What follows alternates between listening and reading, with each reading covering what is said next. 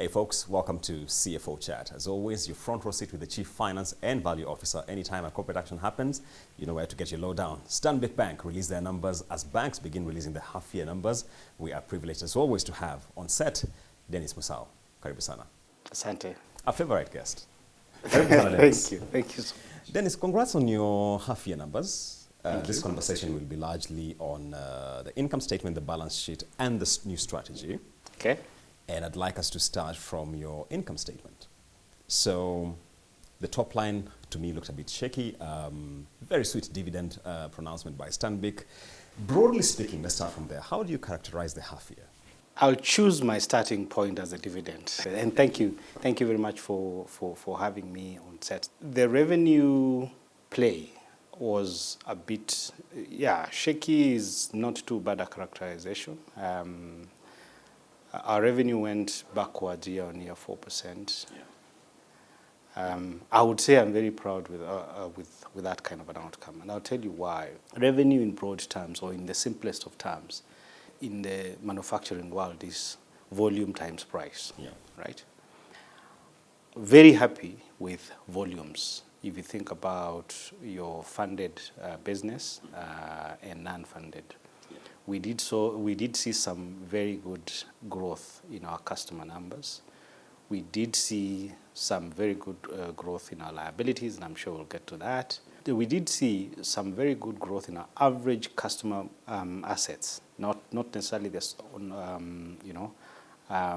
asset balance 30 June, but generally we saw growth in our customer activity.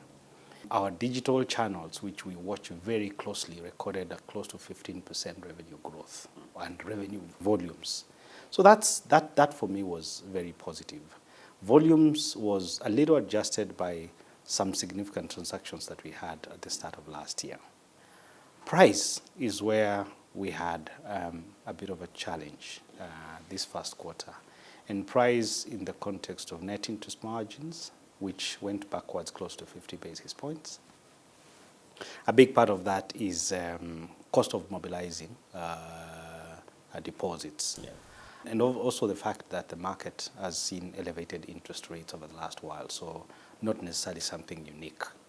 And then the other part of price is trading income, where we saw significant, almost 3x reduction in FX margins. Yeah. So price on the funded side, price on the non-funded or main non-funded side kind of impacted us. And therefore, when I put all that together, very proud of it being 4% backwards. You adjust out for some of those nuances, more than close to 20% increase in price. Yeah. That's a very good way to segue into the conversation around your deposits now, looking at the balance sheet side. Yeah. One of the things which really stood out for me is in an environment like the one we are in presently, yields are quite elevated, deposits are really pricey. You really ramped up your deposits, and I was wondering to what extent is this a function of you aggressively going for local currency? To what extent is it a function of revaluation, if any, of the hard currency? Okay, a good observation. So our deposits gross went up 30%. When I break them down into the currencies, foreign currency deposits went up about 11%, but local currency went up 50%. I see. Now, why is that? I'll take you back to a year ago when we had this discussion, and you rightly noted that we had put a little bit of pressure on our loan to deposit ratio, especially at the time on local currency, on the local currency side. And there's a genesis to that. We play a significant part in oil and gas, and that sector switched from foreign currency to local currency following the oil purchase arrangement that was entered into last year. Because of that, there's a higher demand on our balance sheet for local currency assets than there is for foreign currency. Now, to raise or to meet that demand, we had then to build our war chest quickly and on the local currency. And I'm always reminded by the business teams that there's a holy or rather unholy trinity in deposit raising. if you want them first and you want them chunky, they won't come cheap. Of course. Right? So that's actually what has happened. We have seen that raise of local currency deposits almost increase our customer interest expense by close to 3x. Quite sizable. Yeah, which is quite sizable. But really appropriate because we want to bank the customers through the cycle. So we won't just let go of these customers because their demand has changed. If and when this ends, if it is going to end, then we'll have gone through through the cycle. We still have our muscle to raise foreign currency liabilities, and we will be able to deploy that liquidity as well. Yeah. I see. I like the if and when this ends because, Dennis, you and I know in the macro space, we've had a very interesting start to FY 24-25. The fiscal deficit has widened. Yeah. So we don't really see that ending in the near term. If I knew what's going to happen, I would probably not be sitting here. I would be out there making markets and making quite a bit of money. But yeah, it has been a very interesting start to the financial year, especially on the public policy side. But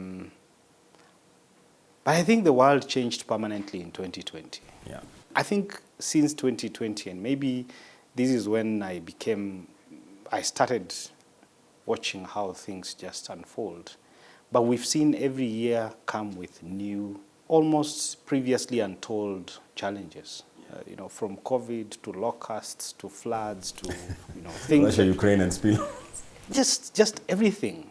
And this year we saw a new dynamic where the public kind of pushed back on what we've known as a mundane kind of exercise. I saw your commentary on the appropriations bill that most people didn't know actually how they relate to the budget process. So it's a tough period. I don't envy the authorities that have to make this public policy. But I would say that this gives us an opportunity. And I think the opportunity is on all sides. The opportunity to rethink governance as it has been raised by the public, an opportunity to rethink how we think about public resourcing, and more importantly, an opportunity to rethink our economic productivity. Yeah. The productivity of this economy has to increase. And if you just think about it, you go back to Economics 101, we need to think about how we facilitate capital markets to provide more capital as a resource, and conveniently so, both local and international. We have to think about how we get our land as a resource more productive and not just, hold it for speculative purposes. We need to think about how to facilitate good labor to come to the market, because only then can we proudly sit back and say we can meet the demand for resources that we have. I think there's no shortcut, and some of what has been challenged sounded like that. As we've spoken earlier about your deposits and the movement we saw there, on the loan book side, not as aggressive as I would have expected to accompany what we've seen on the deposit side. Still, similar question to the deposit side. Was this largely driven by a revaluation of your foreign currency book? Not really. So we observed three things on our loan side of the book. We observed that, one, the switch between foreign currency to local currency was quite material. Our local currency loans went up 26% point in time. Our foreign currency loans on the other side went backwards 32%. And that's a big part of that is the oil market arrangement that I've spoken to. The second thing we observed was a general shortening of credit period. And that's very, it's related to uncertainties, rise in interest rates, etc., etc. So when I actually look at our average customer loans, they went up by 7%. on the spot, it's actually backwards 2%, but on averages, they went up. So we saw a lot more shorter-term activity.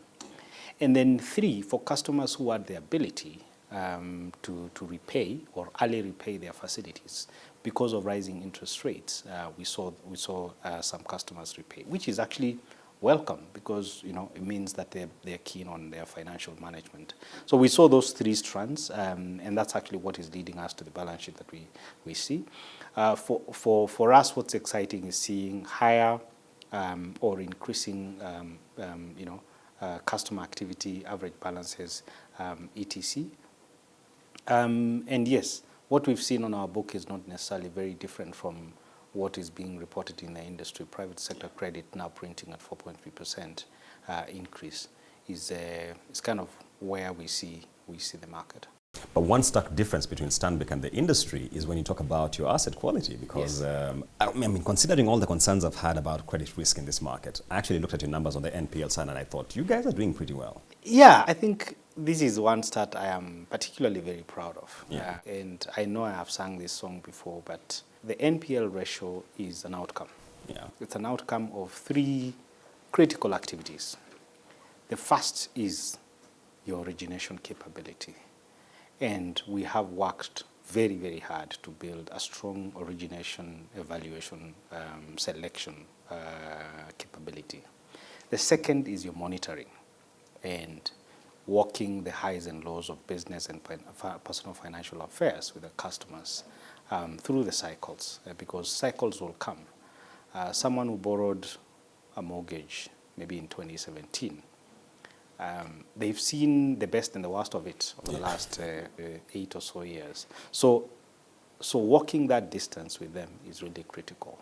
And the third capability is around collection. And we worked very hard to bolster all those 3 capabilities. For me, the evidence, and there's something subtle that I watch, which is the split between stage 1, stage 2, and stage 3.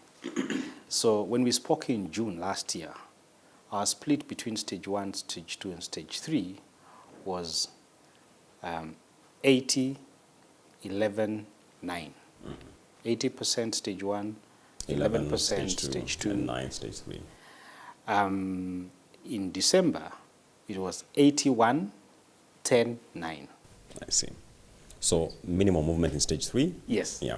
And then a bit of a curing from stage 2 to stage 1. Now, as we speak, it's 82, 9, 9. I see. So the flow from stage 2 to stage 1 is much more aggressive. Yes, yes. And that for me tells me the curing, the monitoring, the engaging, the restructuring where is required, that's working.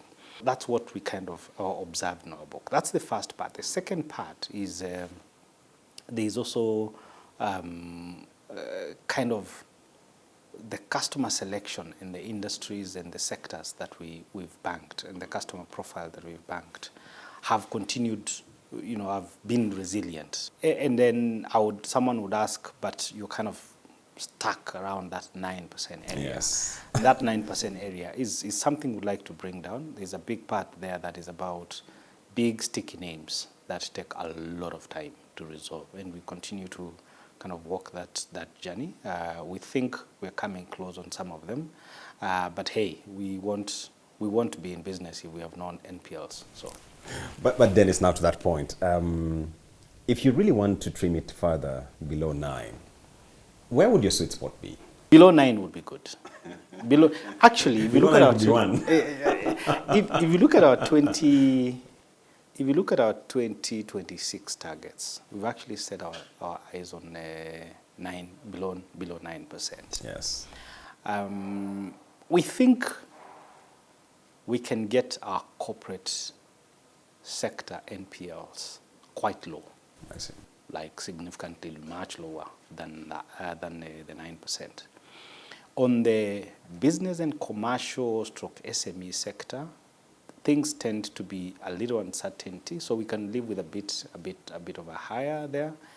And then on the personal side, again, when things are good, they tend to be very good. When they go wrong, they go horribly wrong.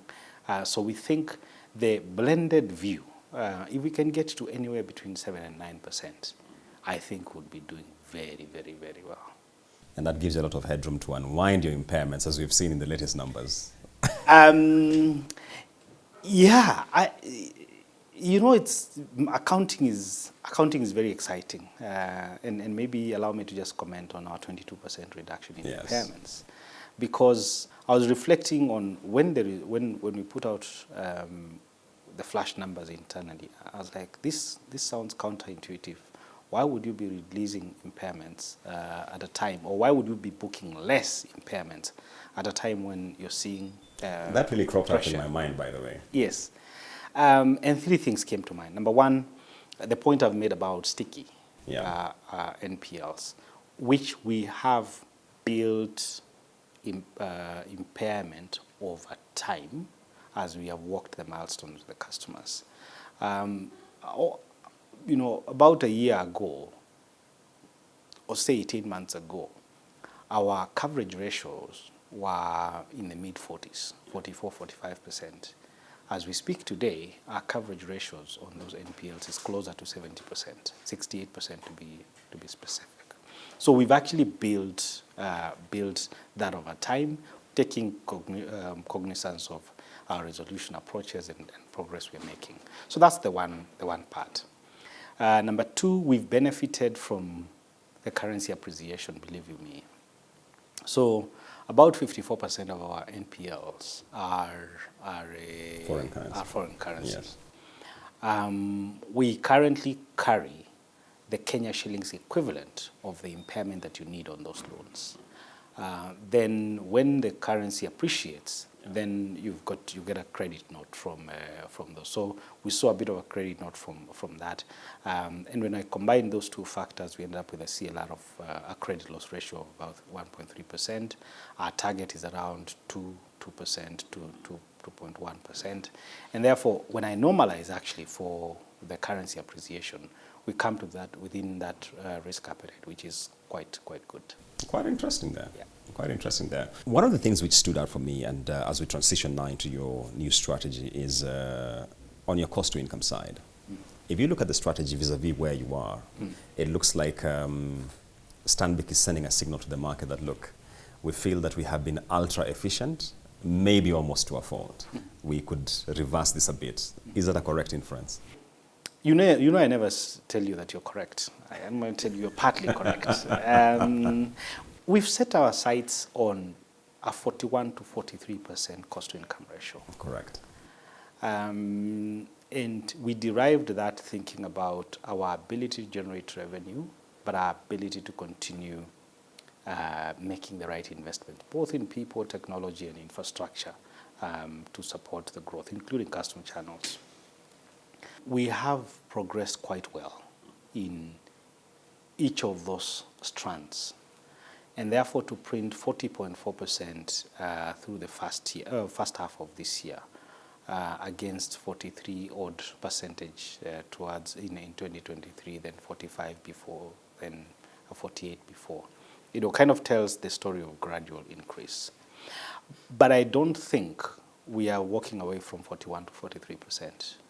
So we will continue to invest, and I think some of the investments we're making, in this first half, we launched a new revamped mobile app for our retail customers, which is doing quite well. Had a few glitches at the start, but doing fantastic. We did revamp our SBG Securities app, which is used by customers to purchase equities and bonds and all, and that's going very, very well. We did launch a new product in the market called Flexi Protect, which redefines funeral covers. We are used to funeral covers where you're told your family is supposed to be husband, wife, and 3 children or 4 children. We've redefined that to say you can actually insure more than 20 people under one cover. So we continue to make those investments. Those investments will keep us within that 41 to 43% area, which we think is kind of the right spot. We've added people to the business as we build more channels.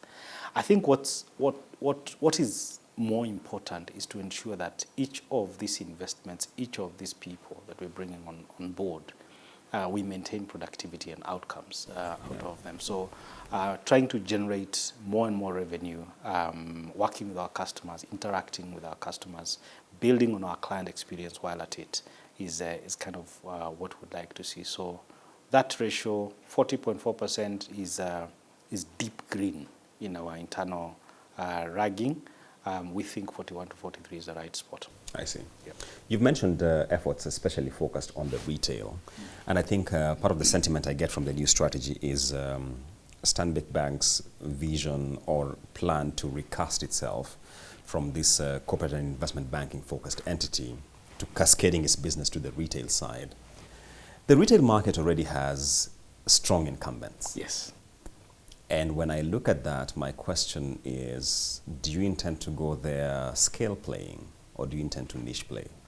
We've always banked all, kind of segments of the market. But our definition of scale is different, right? So we have a corporate, in fact, our business is organized into 4 broad categories. We've got a corporate business that looks after the big entities and corporates. We have a business and commercial segment which looks after smaller corporates and SME businesses. We have personal and private banking, which looks after people like me and you. And then we've got insurance asset management business, which looks after insurance, investments, asset management, that kind of business. And we have certain scale in each of them. Now, for our corporate customers, scale means deepening our relationships and really ensuring that we can provide pretty much everything, financial services to those corporate customers, and we've had great success in that. Our definition of scale in the SME commercial customers is around following on from our corporate customers, banking the ecosystems and providing those SMEs that are serving those corporate customers with deep financial services as well, insurance, working capital facilities, etc. More than 40% of banking activity in this market is driven by SMEs. So you won't do too well if you're not kind of doing that. And then scale for us in the retail sector or personal private banking is for the 200, 300,000 customers that we have is again providing them everything. So we have a slightly different thinking around scale. It's if Dennis or Julian's is our customer, can we provide them a lifestyle in financial services? That is under one roof. You can make your investments, you can get your protection, you can get your transactability, you can get your foreign currency, etc. And that strategy hasn't quite changed. We are working quite hard, and Standard Bank at a group level has publicly gone and said we want to be the #1 private bank in Africa. And that follows in the countries that we're in. So we want to be the #1 private bank in this country, and we are, by the metrics that matter, on our way there. Sounds to me like you'll still be niche playing in that retail space.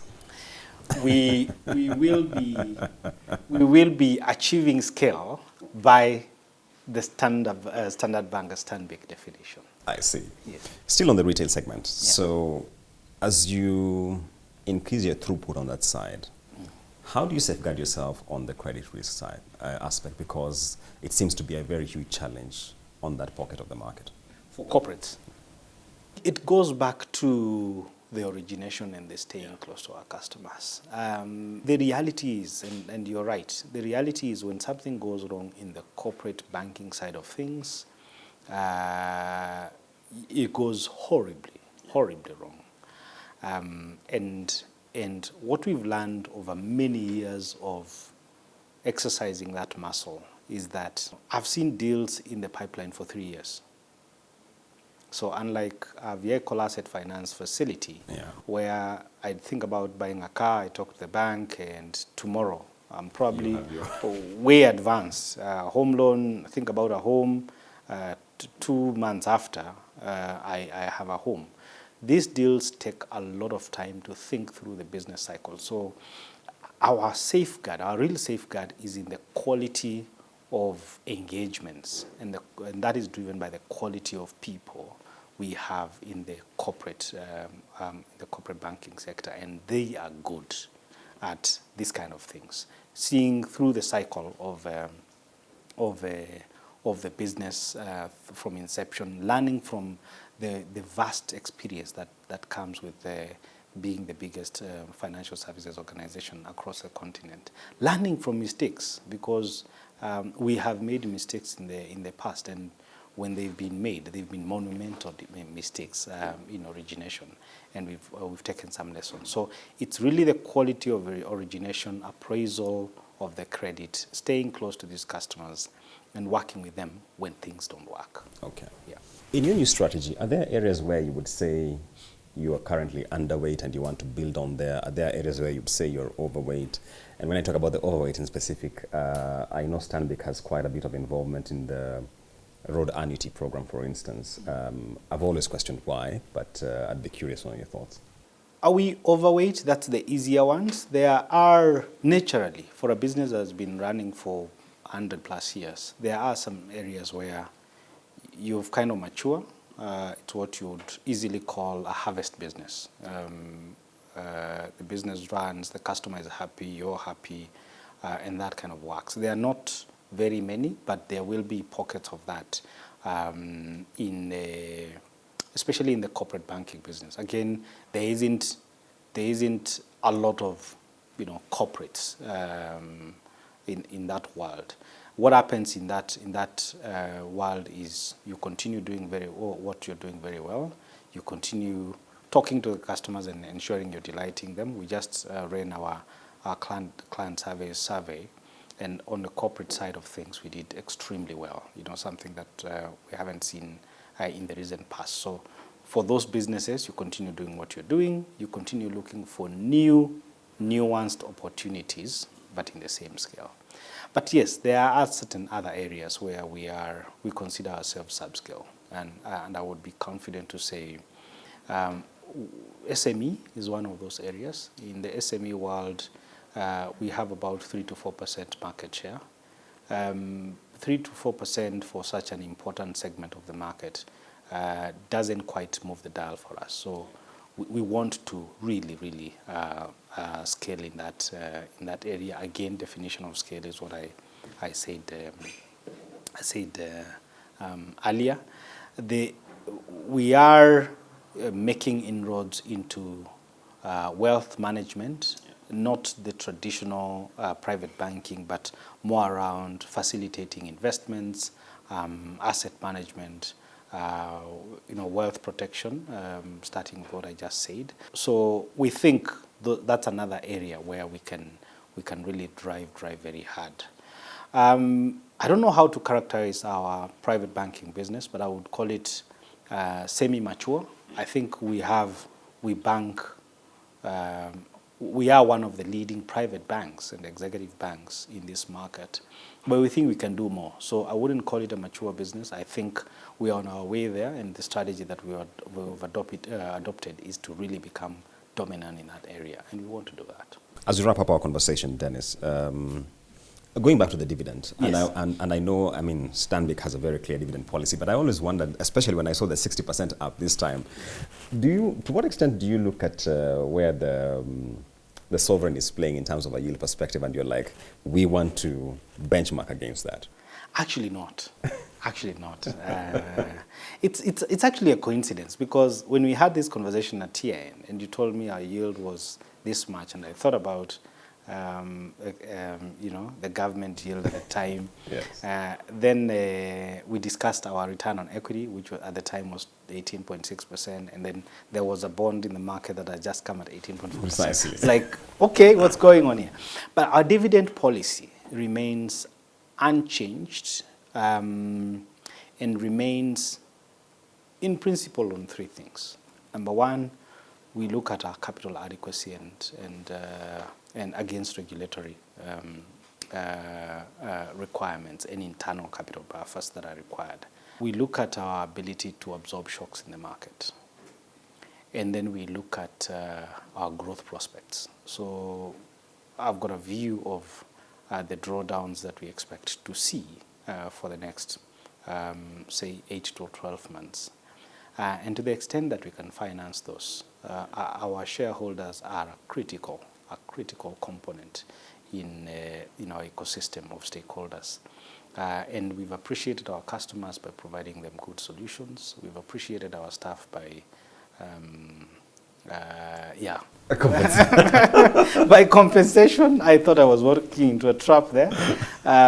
We've appreciated the government by paying our fair share of taxes. Shareholders are no lesser, so we show up and pay that dividend to our shareholders as best as we can. Okay. Yeah. So my last two questions will be a bit dicey. One is this: the market regulator, or rather, the parent to the market regulator, which is the National Treasury, has indicated intentions to bump up core capital requirements in this market. Yeah. I know it might be very initial stages, but what are your thoughts there? Are you scouring around already? Our scouring around has been going on for a very long time, and it's going to continue. I think anything that comes in the process or while on the road there is an opportunity.